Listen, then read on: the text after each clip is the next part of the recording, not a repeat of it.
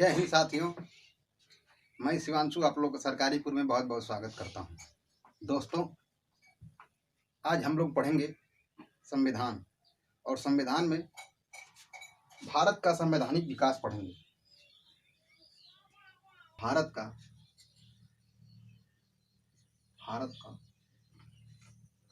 संवैधानिक विकास,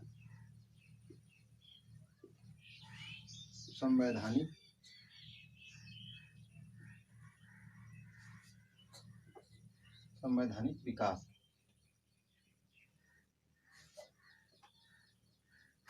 भारत का संवैधानिक विकास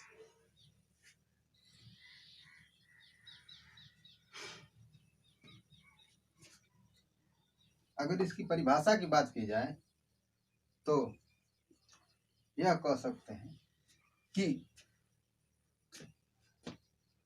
प्रशासन की वह व्यवस्था जो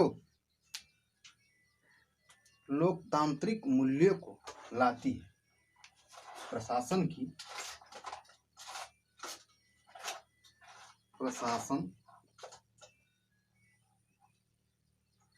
वह व्यवस्था जो लोकतांत्रिक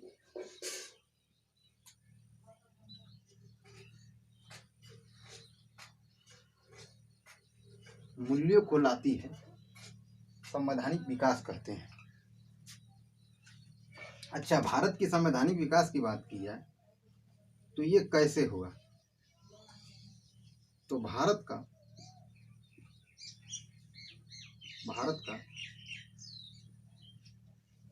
संवैधानिक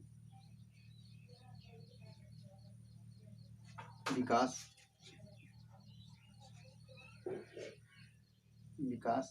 एक्ट से हुआ, एक्ट के माध्यम से हुआ। कौन कौन एक्ट से?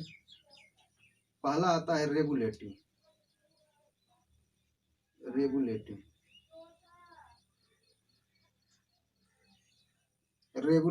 एक्ट। इसका हिंदी होता है रेगुलेटिंग का नियंत्रण।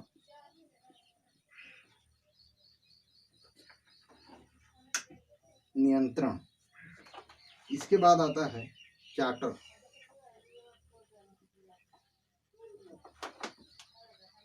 चार्टर का होता है हिंदी अधिकार पत्र।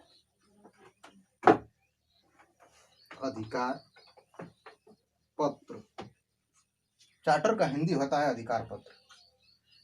इसके बाद आता है भारत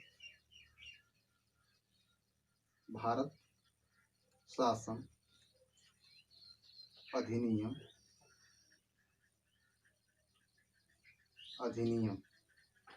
या इसे परिषद भी कह सकते हैं। अब हम लोग जानेंगे कि रेगुलेटिंग क्या होता है। तो रेगुलेटिंग की बात की जाए सर, रेगुलेटिंग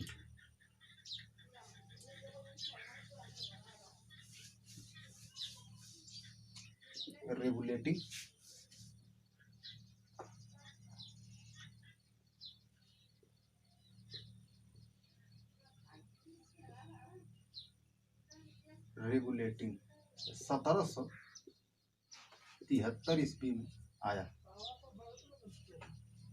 रेगुलेटिंग एक्ट क्यों आया इसके बारे में जानेंगे। तो 1765 ईस्वी में बंगाल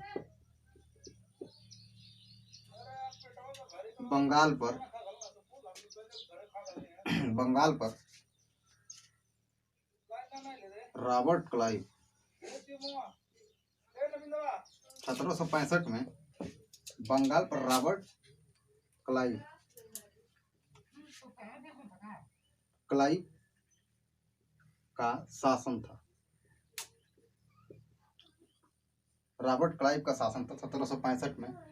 और इसी के समय भारत दैद शासन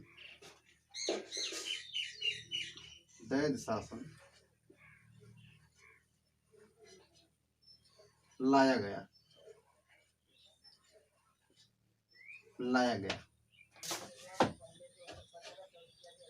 दैद शासन का मतलब होता है सब कि एक ही शासन में दो शासक वर्ग, एक शासन चल रहा है उसमें दो शासकों का जो वर्ग रहेगा वो दो रहेगा।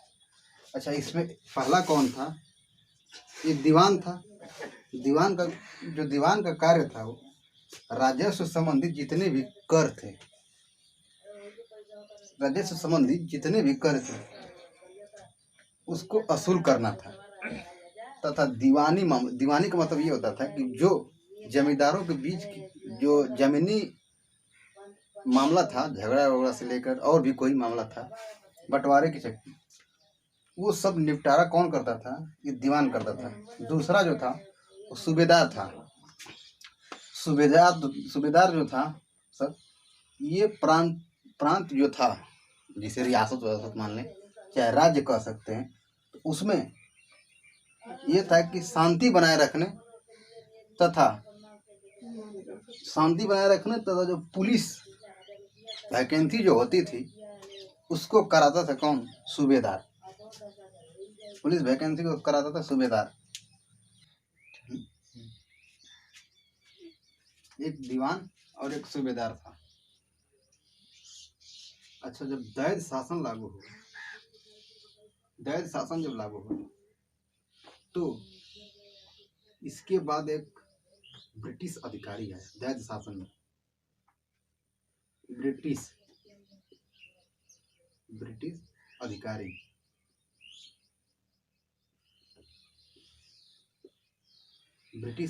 आया और यही ब्रिटिश अधिकारी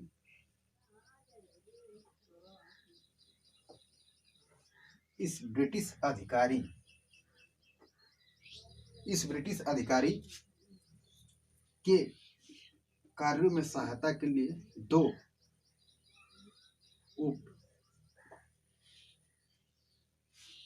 उप दीवान जो भारतीय थे,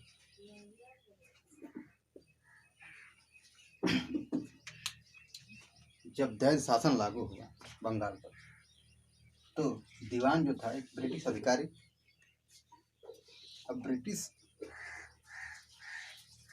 अधिकारी था। जब ब्रिटिश अधिकारी वो जो नियुक्त किए, वो दो उप दीवान नियुक्त किए और ये दोनों थे भारत के। अब इन लोगों का कार्य क्या था कि जितने राजस्व कर की वसूली होती थी, राजस्व कर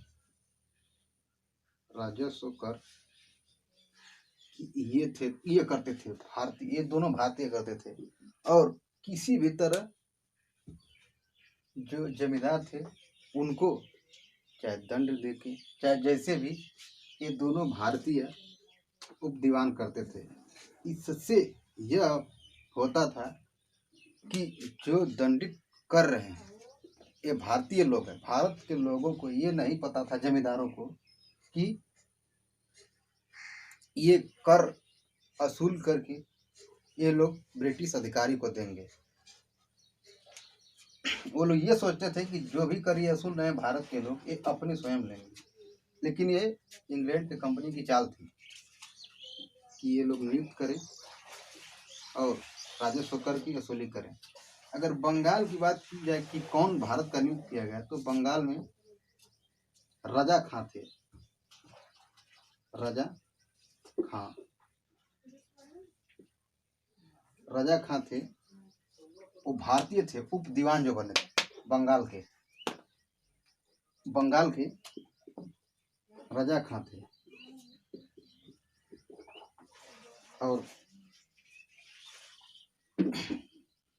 और एक दूसरे जो थे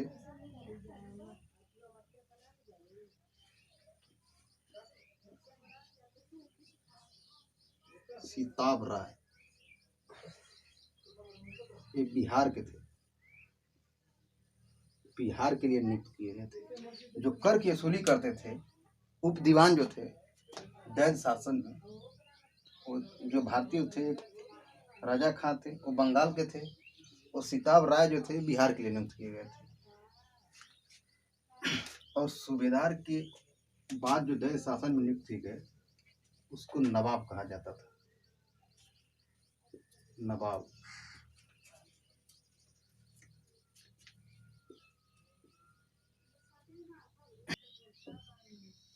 अच्छा, एक क्वेश्चन और पूछता है सर कि जब जब भारत पे दैद शासन लागू हुआ, तो ब्रिटेन का पीएम कौन था, प्रधानमंत्री कौन था? तो लॉर्ड नाथन थे। लॉर्ड नाथन थे ब्रिटेन के पीएम उस समय।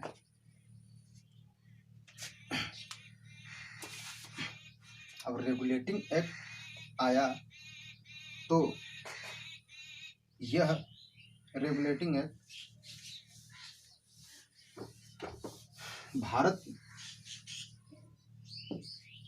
बहुत जो ईस्ट इंडिया कंपनी थी उसमें सुधार हुआ। उसमें पहला ये था कि रेगुलेटिंग एक्ट के तहत बंगाल का जो गवर्नर है, वो गवर्नर जनरल कहलाने लगा।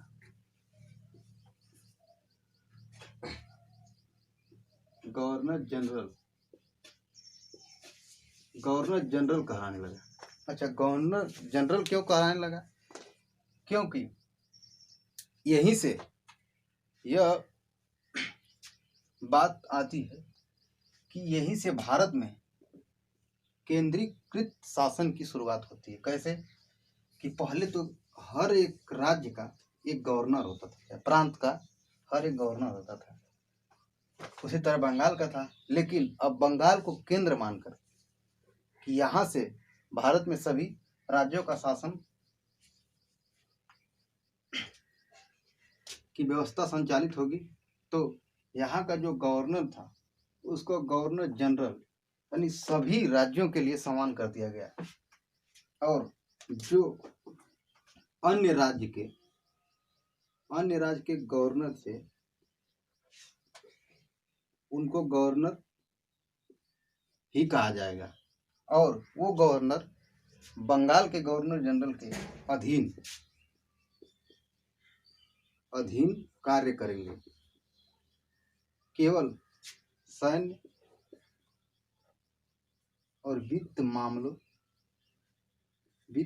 मामलों के अलावा, सैन्य शक्ति और वित्तीय मामलों के अलावा छोड़कर जितने भी कार्य करेंगे अन्य राज्य के जो गवर्नर होंगे वो बंगाल के गवर्नर जनरल से अनुमति के बिना कोई कार्य नहीं करेंगे। अच्छा, जब बंगाल के प्रथम गवर्नर जनरल की अगर बात की जाए सर, तो वारेन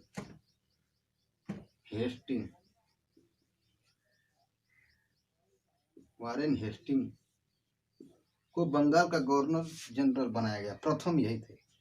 कभी पूछ देता है कि बंगाल के प्रथम गवर्नर जनरल कौन था, तो वारेन हेस्टिंग थे। अच्छा, जब कार्य बढ़ जाने के कारण, पहले तो गवर्नर था बंगाल का एक ही, जो एक अपने राज्य को देखता था, लेकिन अब गवर्नर जनरल बना देने से इसका कार्य बढ़ गया, तो इसकी सहायता के लिए 4 सदस्यों की नियुक्ति की गई, जिसमें पहले थे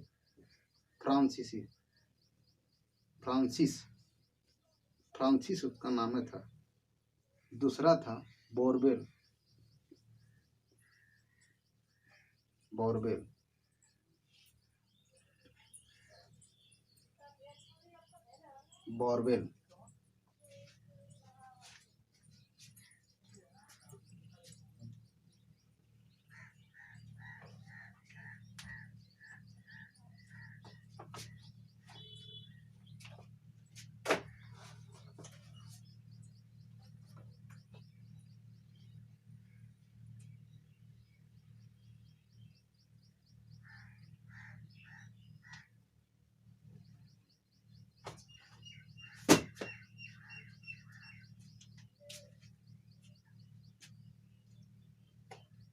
बोरवेल और तीसरा जो था क्लेवरी।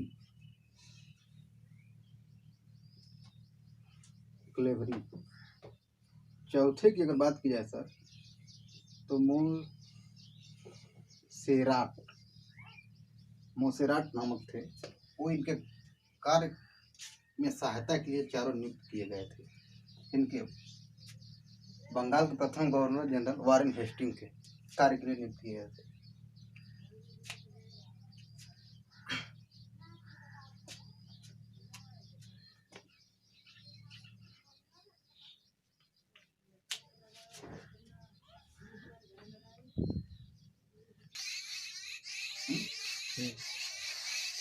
अब सर इस एक्ट के तहत एक जो मुख्य कार्य किया गया, अगला जो था सर ईस्ट इंडिया कंपनी का जो कार्य था उस पर नियंत्रण करने का काम जो रेगुलेटिंग एक्ट ने किया। अगला ये था कि रेगुलेटिंग एक्ट के तहत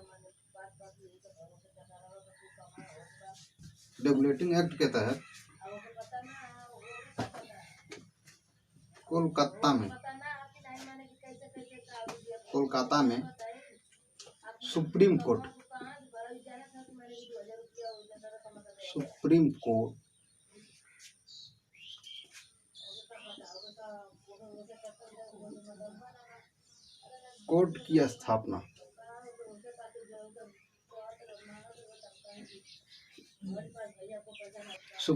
की स्थापना इस एक्ट के तहत कोलकाता में सुप्रीम कोर्ट की स्थापना की गई तथा 1+3 इसका मतलब ये हुआ कि एक मुख्य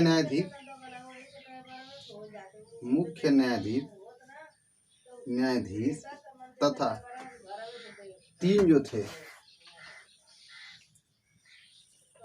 3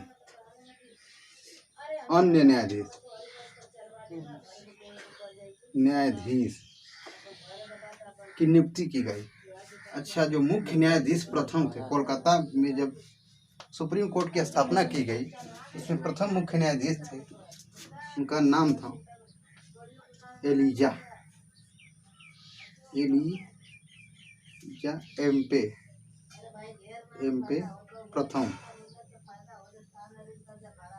प्रथम। ये थे सुप्रीम कोर्ट के मुख्य